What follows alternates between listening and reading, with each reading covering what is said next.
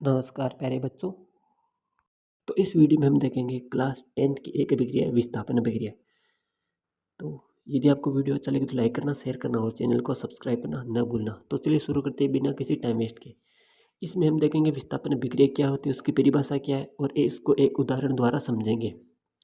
तो विस्थापन अभिक्रिया को समझने से पहले हम इसका एक बेसिक एग्जाम्पल है उससे समझते हैं।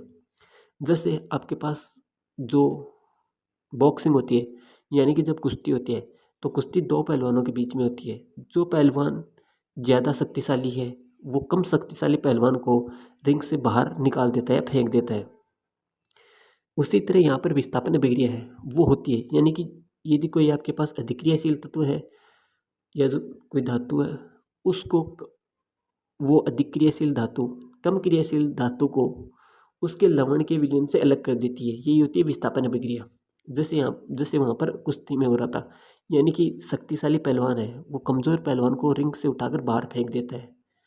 अब देखिए विस्थापन अभिक्रिया यानी कि डिस्प्लेसमेंट रिएक्शन परिभाषा क्या है? परिभाषा है वह अभिक्रिया जिसमें किसी अधिक क्रियाशील यानी कि जिसकी क्रियाशीलता अधिक है तत्व धातु द्वारा किसी धातु लवण यानी कि किसी धातु का लवण है धातु लवण में उपस्थित कम क्रियाशील धातु को विस्थापित कर दिया जाता है या हटा दिया जाता है, उसे विस्थापन अभिक्रिया कहते हैं।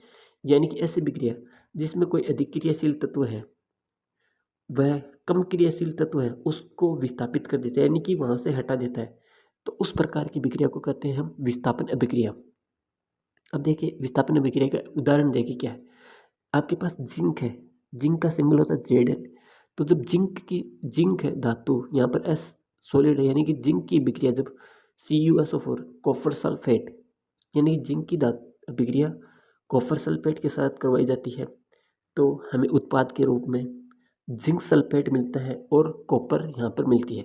तो आप देखिए यहाँ पर ये क्या है, जिंक है। जिंक इस कॉपर को वहाँ से विस्थापित कर देता है, ये हटा देता है। तो ये यहाँ पर ये जिंक है, ये इस कॉपर को हटा देता है और कॉपर यहाँ से अलग हो जाती है और यहाँ पर जिंक आके बैठ जाता है। तो उत्पाद के रूप में हमें जिंक सल्फेट मिलता है और कॉपर यहाँ से विस्थापित हो गई।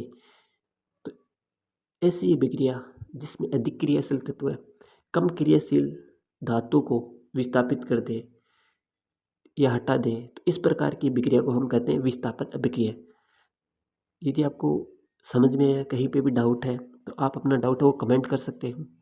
और यदि आपको वीडियो अच्छा लगे तो लाइक करना, शेयर करना और चैनल को सब्सक्राइब करना न भूलना। So thank you for watching this video.